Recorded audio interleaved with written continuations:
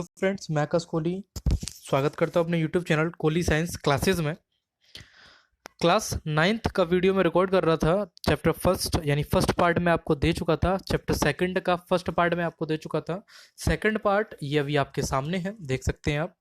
हम बात कर चुके थे कोलाइडल सब्सटेंस तक, यानी कि हमने टिंडल इफेक्ट पढ़ा था, हमने सस्पेंशन पढ़ा था, हमने कोलाइडल पढ़ लिया था। कोलाइडल के बाद का जो पार्ट है वो मैं स्टार्ट करने जा रहा हूँ। देखिए सभी जो भी देख रहे हैं वो, अगर वीडियो अच्छी लगे तो लाइक ज़रूर करें और पूरी देखा करिए। पूरी देखेंगे आप जब भी नोट्स प्रिपेयर कर पाएंगे, अन्यथा नोट्स आपके प्रिपेयर नहीं हो पाएंगे। देखिए भाई, कोलाइडल के बारे में पढ़ चुके थे, उसके कुछ एग्जाम्पल, कॉमन एग्जाम्पल के बारे में बात करते हैं जो एनसीईआरटी हमेशा पूछता है अपने एग्जाम्स में। दे रखा है जैसे disperse phase, dispersing medium, type, example. Disperse phase, dispersing medium के बारे में हम बात कर चुके थे। अब बात कर रहे हैं उसके कुछ कॉमन एग्जाम्पल की। अगर डिस्पर्सन फेज लिक्विड में है और डिस्पर्सिंग मीडियम गैस है, यानी कोई फेस उसका लिक्विड है और मीडियम उसका माध्य जो है वो गैस है, और टाइप उसका एरोसल है, यानी कोई भी टाइप उसका अगर एरोसोल बन के आता है, तो एग्जाम्पल कौन कौन से होंगे उसमें? एग्जाम्पल होंगे आपके फॉग, क्लाउड, मिस्ट, ये सारी चीज़ें बनेंगी। फॉग, कोहरा, क्लाउड्स, आपके बादल वगैरह, और मिस्ट, उनसे बनने वाली धूल या वगैरह, ये सभी बनेंगे। फिर देखिए, डिस्पर्सन फेज अगर सॉलिड हो, मीडियम गैस हो और टाइप एरोसोल का भी हो, तो बनेगा क्या? स्मोक, ऑटोमोबाइल्स, एग्जॉस्ट, यानी ऑटोमोबाइल जो अभी आपके स्कूटर हैं, गाड़ीज हैं, उनकी चिमनियों से निकलने वाला धुआं, उनकी साइलेंसर से निकलने वाला धुआं, वो कंडक्ट करेंगे। ठीक है। फिर देखिए, गैस हो, लिक्विड, यानी डिस्पर्जन फेस्ड गैस और डिस्पर्जन मीडियम लिक्विड हो, और टाइप कैसा हो? फोम, तो क्या बनेगी? सेविंग क्रीम बन के आएगी आपकी। एग्जाम्पल सेविंग क्रीम है, एग्जाम्पल सेविंग क्रीम। फिर देखिए, डिस्पर्जन फेज लिक्विड और डिस्पर्जन मीडियम भी लिक्विड हो, दोनों लिक्विड हो, और टाइप कैसा हो? इमल्सन, तो एग्जाम्पल क्या होगा उसमें? मिल्क या फेस क्रीम, मिल्क या फेस क्रीम। डिस्पर्स्ड फेस आपका सॉलिड और ये लिक्विड हो, और टाइप जो बने वो सोल बने, तो एग्जाम्पल क्या आएगा? Milk of magnesia and mud. जो मिल्क ऑफ मैग्नीशिया होता है वो डॉक्टर रिकमेंड करते हैं जब आपका स्टमक एक होता है, जब पेट में आपको प्रॉब्लम होती है, तो मिल्क ऑफ मैग्नीशिया का प्रयोग किया जाता है।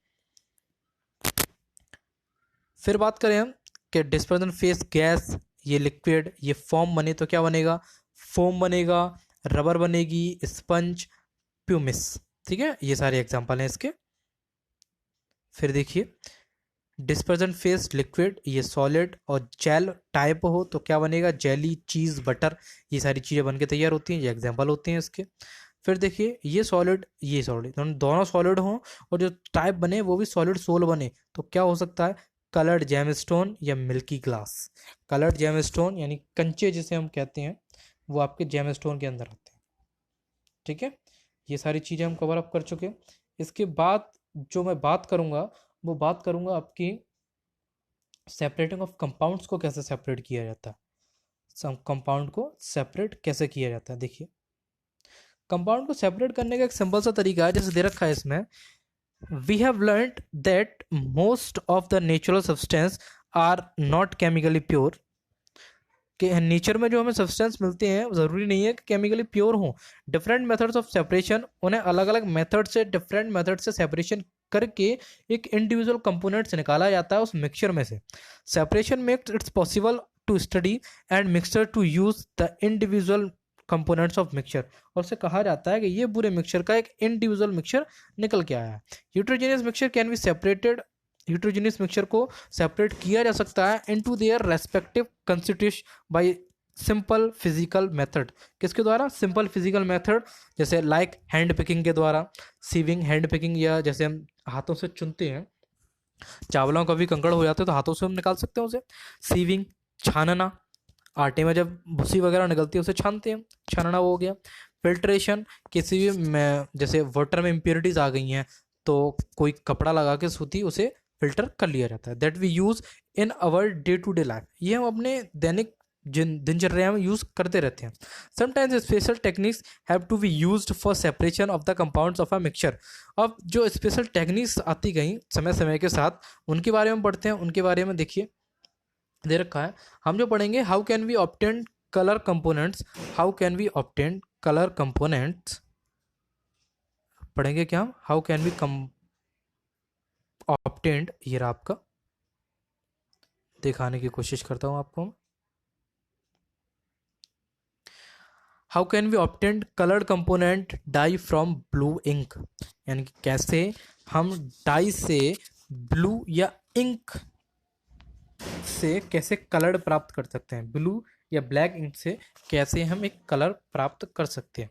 इसमें दे रखा है, एक्टिविटी दिखाई गई है आपकी 2.4, दे रखा है हमें fill half a beaker with water, एक आप फिल हाफ यानी कि आधा भरा हुआ बीकर लीजिए वाटर से, put a watch glass on the mouth of the beaker, और उस ग्लास के वॉच ग्लास उसके माउथ पर रख दीजिए, जैसा फिगर में दिखाया गया है। ये वाला ग्लास आप रख दीजिए, ये वाला ग्लास है यानी कि एक बीकर है, आधा भरा हुआ है यहाँ तक, इसके ऊपर ये वॉच ग्लास रखा हुआ है, ठीक है, ये वॉच ग्लास रखा हुआ है। देखिए फिर नेक्स्ट इसमें बोला है put few drops of ink on the watch glass, watch glass में आप थोड़ी सी इंक की बूंदें लीजिए। Now start heating the beaker, और बीकर को हीट करना चालू कीजिए, जैसा फिगर में दिखाया गया है, बीकर को हीट किया जा रहा है, यानी कि ये बंसन बर्नर से बीकर को हीट किया जा रहा है। We do not want to heat the ink directly, हम इंक को डायरेक्टली हीट नहीं करेंगे। You will see the evaporation is taking place from the watch glass, और हम देखेंगे कि एवोपरेशन के थ्रू वॉच ग्लास को हीट किया जाए। सबसे अच्छा एग्जांपल है एवोपरेशन के द्वारा हीट किया है ना, मोमोज जो हम डेली लाइफ में यूज़ करते हैं, वो बहुत से कोई क्रिप्सी करके खाता है, उन्हें तलवा के खाता है, और बहुत से जो एवोपरेट हो जाते हैं भाप वाले आते हैं वो खाते हैं। सेम प्रोसेस यहाँ, भाप से उसे गर्म किया जा रहा है वेपर से, evaporation. Continue heating as the evaporation goes and stop heating, evaporation जब पूरी तरह से हीट होना चालू हो जाए तो उस हीटिंग को रोक दीजिए। When you do not see any further change on the watch glass, और देखेंगे कि आप कोई भी चेंज नहीं हो रहा है उस वॉच ग्लास पर। Observe carefully and record your observation, और आराम से अपने ऑब्जर्वेशन को आप देख सकते हैं। ऑब्जर्वेशन होगा क्या, ऑब्जर्वेशन होगा, इतना इतना समझ में आ गया आपको। ऑब्जर्वेशन जो होगा वो देखिए मैं दिखा देता हूँ आपको। ऑब्जर्वेशन जो होगा आपका वो होगा कि we find that ink of mixture and dye in water, जो मिक्सचर हमने ऊपर लिया था वॉच ग्लास के mixture, thus we can separate the violet component solvent from it non violet solute by the method of evaporation, कैसे धीमे धीमे करके वो इंक जो है वो एवोपरेट होना चालू हो रही है, और इंक में से जो लिक्विड है वो धीमे धीमे करके उठता जाएगा। जब लिक्विड उठ जाएगा तो हमें कैसी मिल जाएगी इंक, ड्राई इंक मिल जाएगी। कैसी इंक मिल जाएगी, ड्राई इंक मिल जाएगी। उसका कलर अगर ब्लैक डाली होगी तो ब्लैक मिलेगी, ब्लू डाली होगी तो ब्लू मिलेगी। अब इसमें दे रखा है हमें क्वेश्चन कि व्हाट डू यू थिंक, आप क्या समझते हैं, has got evaporate from the watch glass से, वॉच ग्लास क्या एवोपरेट होगा, यस एवोपरेट होगा। एवोपरेट से वॉच ग्लास जब हीट होगा तो हीट होने के बाद वो इंक को भी हीट करेगा, इंक जब हीट होगी तो एवोपरेट होना चालू हो जाएगी, जैसे मैं फिगर में दिखाया गया था। Is there a residue on the watch glass, yes there is a residue of watch glass. What is your interpretation, is ink a single substance pure or it is a mixture? तो हमें क्या लेना है भाई, ink जो है वो mixture है किसका, कलर्ड जो भी है ब्लू या ब्लैक, और उस वाटर का सोल्यूशन है यानी मिक्सचर है उसका, जैसा मैंने फिगर में आपको दिखाया था। ये रहा आपका, यहाँ से धीमे धीमे करके ये वॉच ग्लास से जब इंक थी ये वेपर के थ्रू उड़ने लगी, ये वेपर के थ्रू उड़ जाएगी तो ना सूखा सूखा एक सब्सटेंस मिलेगा, वो तो आपका या तो ब्लू भी हो सकता है, ब्लू डाली होगी तो ब्लू होगा, और ब्लैक डाली होगी तो ब्लैक होगी। ये बीकर वाटर सारी सब्सटेंस आपकी हो चुकी है। नेक्स्ट जो एक्टिविटी मैं आपको कराने वाला हूँ वो है आपकी एक्टिविटी 2.3। 2.3 एक्टिविटी है आपकी, ये रही 2.6 सॉरी 2.6 एक्टिविटी कहती है आपकी how can we separate a mixture of two immiscible liquids, यानी कैसे हम दो मिक्सचर्स को अलग, एक मिक्सचर में से दो इमिसिबल लिक्विड्स को कैसे अलग कर सकते हैं, यानी एक मिक्सचर है जिसमें दो लिक्विड मिले हुए हैं उनको हम कैसे अलग कर सकते हैं। दे रखा है इसमें, देखिए, let us try to separate kerosene oil from the water using a separating funnel. एक सेपरेटिंग फनल के द्वारा हम देखेंगे या मान लेंगे कि हम कैरोसिन ऑयल को वाटर से अलग कर सकते हैं, कोशिश करेंगे। Pour the mixture of kerosene oil and water in a separating funnel. एक सेपरेटिंग फनल में pour the mixture of kerosene oil and water, kerosene oil and water का जो मिक्सचर बना था उसे सेपरेटिंग फनल में पोर कर लेंगे, उड़ेल लेंगे, डाल लेंगे। Let it stand undisturbed for some time, और ऐसा कुछ समय तक अनडिस्टर्ब रहने देंगे, कोई छुएंगे नहीं, कोई कुछ नहीं करेंगे। So the separate layers of oil and water are formed, जब तक कि उस ऑयल या वाटर की लेयर अलग अलग ना हो जाए। अभी मैंने सस्पेंशन में बताया था आपको एट द बॉटम जम जाता है, कोलाइडल में मैंने क्या बताया था आपको, एट द टॉप आ जाता है। सेम प्रोसेस ऑयल वाली प्रोसेस कोलाइडल में आएगी तो कहाँ आ जाएगा सारा का सारा oil, kerosene oil at the top आ जाएगा, वाटर हो जाएगा नीचे। फिर open the stopcock of the separating funnel and pour on the layer of water carefully, और वाटर को हम केयरफुली स्टॉप कॉक के द्वारा रोक देंगे। Close the stopcock for separating funnel as the oil reaches the stopcock. इसमें देखिए मैं दिखाने की कोशिश करता हूं आपको, जैसे ये फिगर दे रखा है आपको, ये आपका सेपरेटिंग फनल है। सेपरेटिंग फनल ये है आपका सेपरेटिंग फनल। इसमें जब हमने मिक्सचर डाला था कैरोसिन ऑयल एंड वाटर का, तो दो मिक्सचर थे, कुछ समय तक हमने इन्हें अनडिस्टर्ब रखा था। अनडिस्टर्ब रखने के बाद हुआ क्या कि kerosene oil at the bottom, at the top आ गया, वाटर आपका नीचे हो गया। अब स्टॉक कॉक के थ्रू हम करेंगे क्या कि धीमे धीमे करके स्टॉक कॉक को लूज करते चलेंगे। स्टॉप कॉक को जब हम लूज करते चलेंगे तो ये वाटर जो है यहाँ से ड्रॉप ड्रॉप करके आने लगेगा, वाटर जो ड्रॉप ड्रॉप करके आने निकल जाएगा, और जो कैरोसिन ऑयल होगा वो ऊपर जाकर सेपरेट हो जाएगा। इसलिए हमारी एक्टिविटी 2.6 कंप्लीट हो जाएगी। उसमें पूछा गया था how can be separate a mixture. अब इसकी एप्लीकेशन जान लेते हैं। एप्लीकेशन में था क्या, एप्लीकेशन में था to separate mixture of oil and water, यानी कि हमने दो मिक्सचर को ऑयल एंड वाटर को अलग किया था। In the extension of iron from its ore, iron को हम इसकी ओर से अलग कर सकते हैं। The lighter slag is removed from the top by method to leave the molten iron at the bottom is a furnace. अगर ऐसे हम आयरन का एग्जांपल लें, आयरन की जंग का, तो जंग तो आपकी भारी होती है यानी कि हैवी होती है, तो वाटर के वो बॉटम में जम जाएगी, बॉटम में जम जाएगी तो वाटर एवोपरेट करके उसे हम निकाल सकते हैं अलग, जैसा फर्स्ट वाला हमने किया था। The principle is that immiscible liquid separate out it layer dependent on density. किस पे प्रेजेंट करेगी वो डिपेंड करेगी उसकी डेंसिटी पर। नेक्स्ट जो हम टॉपिक कवर अप करने वाले हैं, नेक्स्ट टॉपिक मैं पढ़ाऊंगा आपको, वो देख लीजिए आप। नेक्स्ट टॉपिक रहेगा आपका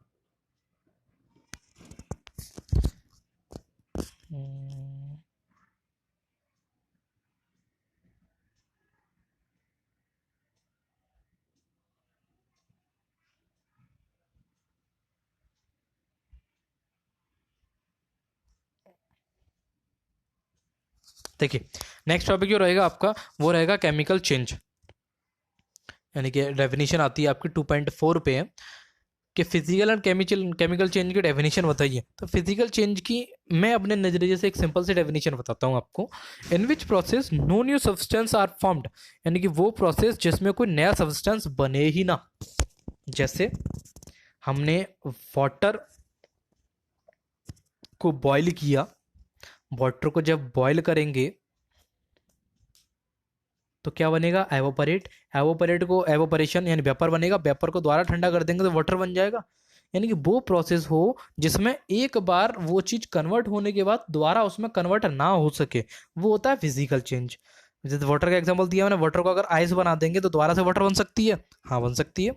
फ्रीजिंग, वाटर को हमने फ्रीज किया, दोबारा से बर्फ जब पिघलेगी तो दोबारा से पानी बन जाएगा, वो आपका फिजिकल चेंज होगा। केमिकल चेंज में क्या होता है, in which process new substance are formed, in which process new substance are formed, in which process new substance are formed, यानी वो प्रोसेस जिसमें नया सब्सटेंस बनके तैयार हो जाए। Example burning, cooking, rusting. Burning की बात करें, लकड़ी हमने जलाई, लकड़ी जलने के बाद क्या दोबारा से लकड़ी बन सकती है, नहीं बन सकती। क्या बन सकता है उसका, लकड़ी जब जलेगी तो बनेगा कोयला। क्या बनेगा?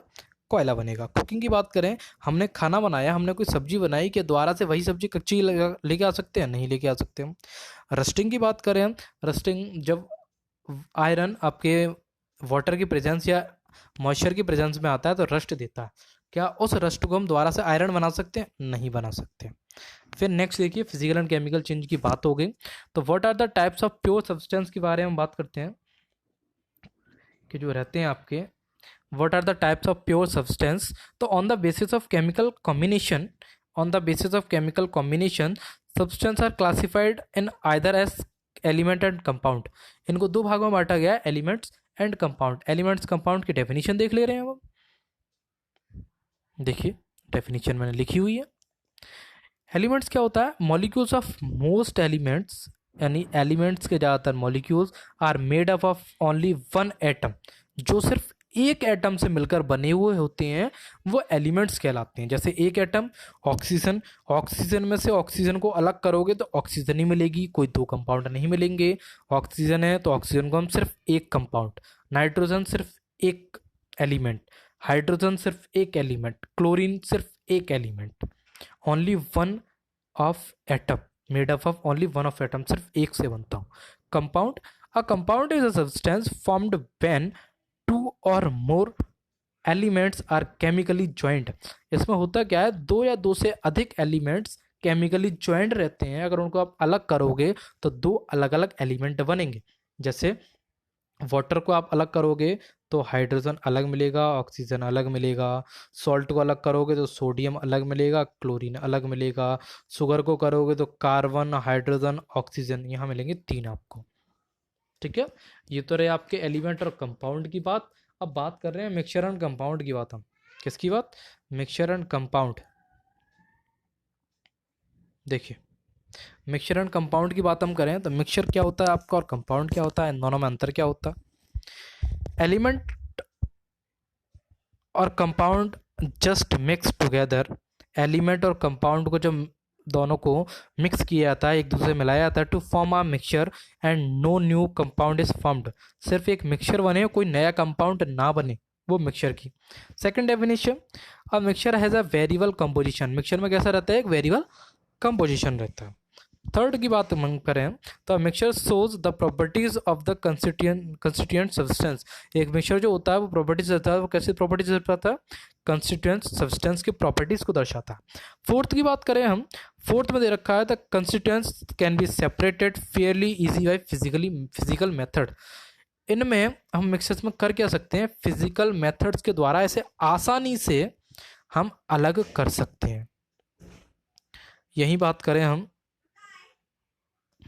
कंपाउंड्स की तो elements react form new compound. Element जब रिएक्ट करते हैं तो एक नया कंपाउंड बनाते हैं।